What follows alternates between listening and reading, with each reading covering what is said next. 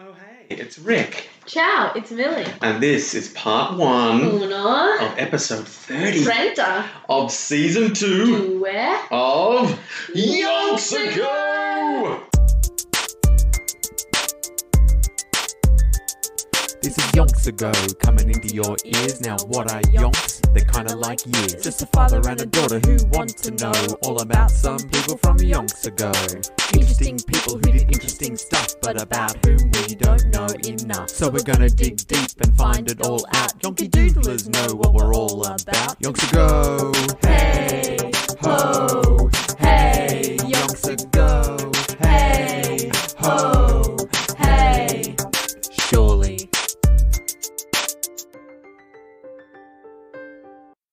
We are back at it again. We are. More shenanigans. Yeah, maybe even double. Double the shenanigans. Yeah. But in half the time, because we are still doing 2-part episodes. Yeah, and it's still the same day. It is still As Wednesday. the last week and the week before that. We are doing maximum Wednesday records. Yeah. Lucky Yonky Doodlers. I feel like Wednesday's adequate. Yeah. It's an adequate day. You know, I don't even know what the days are anymore. Because you're still in holiday mode. Yeah.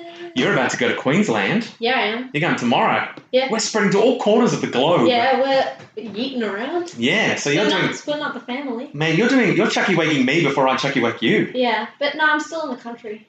Yeah, well, so you would have me believe. No. Chucky-wake just said he was going down the shops Yeah. to do some, get a newspaper or something. He was not like, No, he I'm didn't. leaving and I'm never coming back. No, Don't look for He me. didn't tell them, he just left. True. But look, all I'm saying is it's the most chucky-wake you've ever done to me. Is it? I'm always chucky-waking. I love a good chucky-wake. Yeah, it's true. But normally, the shoe's on the other foot. This time, Yeah. I get to drive you to the airport. I Yeah. get to send you off into the skies. Just be chilling. But then, while you're chucky-waking me, Yeah. I do a little sneaky chucky-wake of my own. Yeah. You get home, where's that dad gone? I don't know. Chucky-wake. Planes are scary, but Um, that's on scary. just get zen, baby. No, yeah. Go Not to- on planes, too scary. Go to your happy place. No, I can't on the plane. Just be like, That's what I'm saying. whatever will be, will be. Yeah, I do that. Yeah, yeah. So I'm like, you know what? Nothing you can do whatever. about it. But then I'm like, it like drops a little bit. Yeah, And yeah. you're like, Just treat it like it's a free roller coaster. I don't like roller coasters. Oh, well, that's no good. Yeah. But just ask yourself, what And it's not free. would Nancy Wake do? Free for you. Yeah, tea. The perks of being a chillin', Yeah. a chillblane. Yeah, what would Nancy I Wake wouldn't do? have to pay for the roller coaster either, though. That's true. Everything's free for you. Yeah. How's your life? No. No wonder I'm chucky waking it, Yeah. man. Not everything, but most things. Yeah, we make you pay for a little bit of this, a little bit of that. I've just bought some pants, actually. Yeah, from Savers. And a Macapaka toy. Yeah, I went to Macapaka. you're living your in the night garden dreams Bro, right I love now. that show. But look, we're rambling again. Oh. We've only got 15 Yeah, odd where's it minutes. go? What's happening? So look, Nancy Wake and the gang Made it to the hill, made it to the hill. and then they made it to the barn. Phil didn't make it. So Oh. Dunny went looking. Dunny disappeared too. Dunny We've lost our 2 Frenchmen. Yeah. But But- Trev went round the local hills, Yeah. rounded up a couple of mates, Good found Jordan, found Sparky, Yeah. and then Nancy, O'Leary, and the 3 of them Yeah. headed off the hill and made it to a barn. It's okay, the only Frenchman I like is Henri. We don't need any others Henri. getting in his grill. Now, this could be the time. I don't know whether I want an expose right now, but I discovered something that I skipped, which explains a lot. What? I don't know if I Stop wanna- skipping. No, tell me. I need to... All right, now here it is. Yeah. Before we move on to Is find he out a what's bad, happening. is he a bad boy? Well, he's not the Will- man you thought he was. This was way back. I don't know Yeah. how I missed it because it's very relevant and it's Whoa, important. you just skipped the whole book. It's important to the Where are you story. Now, page 88, way Oh, I back, see. way back when. It was was just very- after they got married. And What this was did the he very do? important little couple of paragraphs I skipped Yeah. over. And let me see if I can find it. All right, I've got the page. So look, I hope this doesn't change your affection for this story. I don't think it will. So this is just after Henri and Nancy got Yeah. married. They'd been together for a little while. They'd honeymooned. Everything was going delightful. They were our number one happy couple. Yeah. This is the little paragraphs I skipped. Henri professed himself and seemed to be delighted at how well she was fitting in and embracing their common married life together. True, she sometimes had a sense that his overwhelming Frenchness also meant a less than complete commitment to marital fidelity, which means she thought he's very French and I don't think he's being completely faithful to me. I see. But she more or less coped with that. She was like, I get it, you're French. Yeah. The whole vibe here is, don't ask too many questions. Sexy mans. Yeah. It was so she was like, I feel like there's some Frenchy business going on. But you've got lots of money. Yeah. And then she goes, I remember one time visiting a friend in Nice, the town. Nancy remembers that she said to her, Nancy, why didn't you call me when you were here last week?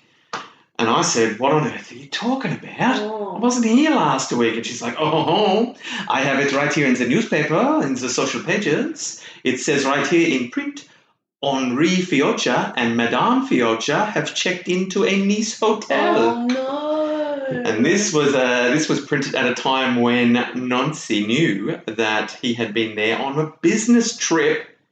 And this was the sort of thing that she thought, you little brat. Yeah. And just like, and she would also find photos of other of previous girlfriends and things like that. Bro, what a kept dog. in various places. What a dog. But she also thought, I love him and he loves me. It's just the way it is. Okay. So that's the little bit of... If she's happy, then... This was where they went. And she fully embraced married life to Henri. Yeah. But with the knowledge that he was always on a warpath. Yeah. He was always on a break. I mean, her and Garrow... Yeah, and so I think that went down. So I think that puts the whole Garrow situation... Yeah. Maybe he's not such a dirty dog biting Henri's rhymes. Yeah. Maybe Nancy was just like, time for Nancy. Yeah. I still don't like Garrow. I just don't like his vibe. She's like, I'm feeling pretty French myself. I don't like his No, that's vibe. fine. Yeah, and look, you can't go back and change the way you feel. But I think it's important to note, and that makes the whole war break make more sense when she's like, I'm leaving. There is no way you're staying faithful because you didn't while I was here, buddy. But while I'm not here, I'm on a break, baby. Exactly. Get used to it. Yeah, good on Nancy. Yeah. She's out here negotiating. Yeah, she knows what she wants and she knows how to get it. But unfortunately, at the moment, she doesn't know how to get what she wants. She wants to get over them mountains. She can't get over that. No, the universe does not want her to get over those mountains. Having no luck. So don't, bro. It's like a. But Sparky's here. Jordan's here. Sparky's surely here. There's just like a bit of rain, he can spark them away. Yeah. I'm just saying. Ride the lightning. Yeah. And so they've been staying in a barn. They're having, they've got no food, no real drink. Yeah. They're cold. They're huddling together. So O'Leary's like, I think I know there's a safe house around here. Let's head. Yeah.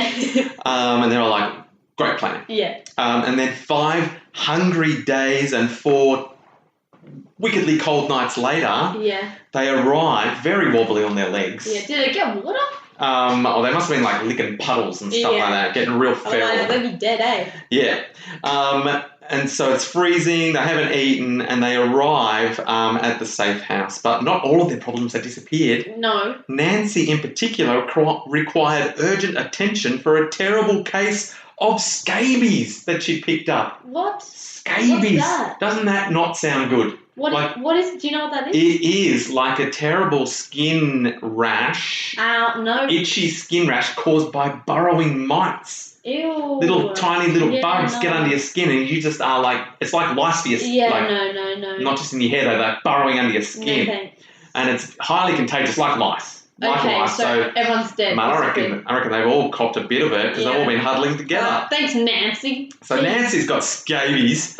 Sparky's be fine. I'll just spark him away. He's too sparky. Yes, she reckons she got this from literally having to sleep in pig pens. Yeah, well, you sleep, you can sleep, eh? And she had to be scrubbed from head to toe in disinfectant by one of the Canadians. I reckon that's Jordan or Sparky. So they're Canadians. Jordan is for sure Canadian. Yeah.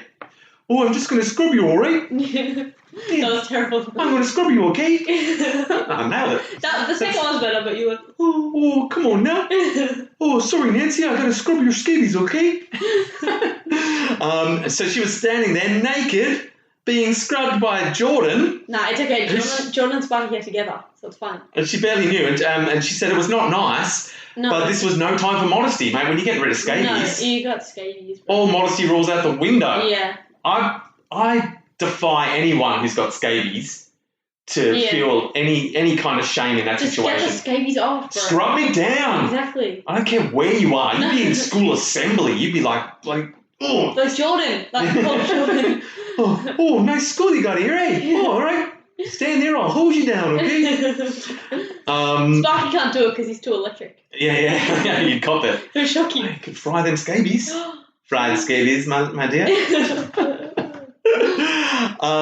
And so this was also not time to be fashion conscious. No. Because all of their clothes were filthy. Yeah. Imagine 5 days trudging. No. Like 2 nights in a barn, 5 nights on the road, probably sleeping in more barns. Yeah. They're raggedy ass.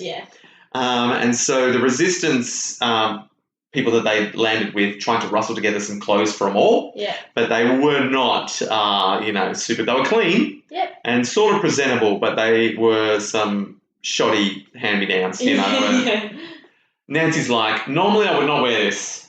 But this one time, because of the scabies, I will wear these clothes. Do you know who I am? She wants to say. Yeah. I'm Madame Fiocchi. Fiocchio.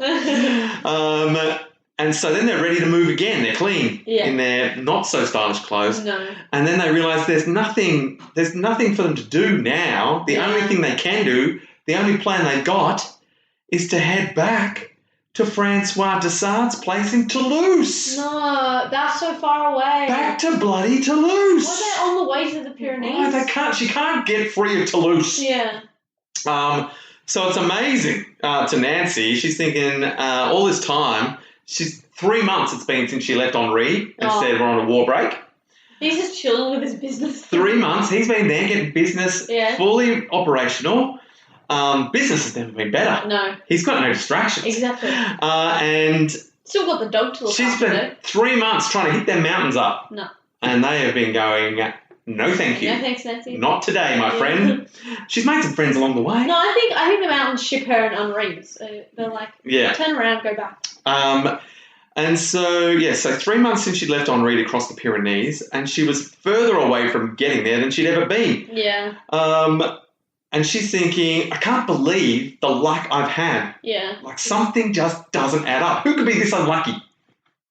Who? I don't know. She's like, I've been getting people across these mountains, no sweat. Exactly. And all of a sudden I can't get across the mountains. Something ain't right. Something's going on. And she's like, apart from all the bad weather, I mean, you can't do anything about that. Because she's on a war break. Yeah. She's like, but what if there's a leak in the organisation? What if someone we know is ratting us out? Yeah. Every time we're like, let's get on this train, get across the mountains, and every time they get on the train, they're like, look out, the Germans are coming to search the train. Yeah. Every single time. She's like, someone knows where I'm going and what I'm doing. I think it's O'Leary. Well, don't wait. imagine. I couldn't bear it. He was the one who saved her, so he was like getting her good side, but like he ratting her out.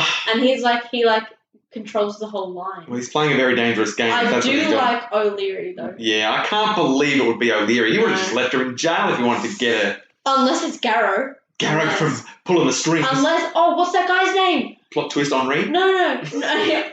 I mean, that's his business. He is. Yeah, but no, what's that guy's name? The dude who snitched on everyone. Oh yeah. Has a cold. Cole, yeah, Dirty Cole. It's that guy because he did see Nancy. Yeah. Maybe. Anyway, she's getting very suspicious. Many theories. And she's like, this is the only thing that would explain why the Germans and the French police are always blocking the way every time they try to move somewhere. And so she's like, somehow in our underground resistance movement, we got ourselves a rat. So they've made it back to Toulouse now. Okay. And Nancy calls O'Leary in for a secret powwow. She's like, O'Leary, I think there's a rat. Yeah. He's like, couldn't be, but we'll keep an eye out for you, Nancy. It's definitely not me, whatever you're thinking. I was never Nancy. I'd die for you. I'd do anything for you. I do hope it's not him. And so O'Leary, meanwhile, kept up. After she voiced her concerns to him, The very next day after she voiced the concerns, on the morning of the 2nd of March 1943, he went off to a meeting at a Toulouse cafe with a new recruit to the O'Leary line by the name of Roger Leneve. Oh. Roger Leneve. No, I don't like him. Roger Leneve. I don't like him. Nancy's like, I've never met this Roger. No. I only knew of him that he had particularly asked to meet the woman from Versailles that he'd heard so much about. I didn't want to go. No. Because you didn't have any clothes. Because I was washing my clothes, getting ready to leave again. Really? Yeah, 100%. I know Nancy. She's like, it's laundry day, Rog. Yeah. Can't meet. I'm not going out in this sack. I'm not going to my rags. Yeah. Not happening. She's like, Rog, postpone. Yeah. Taking a rain check. So O'Leary heads off to meet. And so when O'Leary arrived at the cafe, Rog was waiting for him. So O'Leary sat down and says to him, tell me quickly, do you know who's being given us away in Paris? So he wants to know if he knows who the rat is. Wait, is that O'Leary speaking? O'Leary, yeah, he's asking Rog. Got it. And Rog is like, why, yes, I do. He says with a grin, I know him very well. And then O'Leary feels the muzzle of a gun pressed into the back of his neck. Yep. And a voice, I didn't like Rog. And a voice behind him says, don't move. So Roger's turned up with backup. They've ambushed O'Leary. Roger's the rat. Roger, it turns out, was better known to the Gestapo as Agent 47. Oh, 47's not a good number either. That's such an ugly number. It's the worst number. Yeah. It's a prime number. Yeah, well, I imagine. There are a lot more other prime numbers. Yeah. He was a trusted man, an informer who had been able to worm his way into the resistance. Yeah. Nancy and Francois were waiting back at the flat when shortly afterwards a message was passed to them by one of their own who'd witnessed the whole thing. Yeah. They were shocked, appalled, and trepidatious in equal measure. I'm glad it's not Virgo O'Leary though. That's all. Couldn't have been Virgo. No, I didn't really believe it, but I mean, it did make sense, kind of.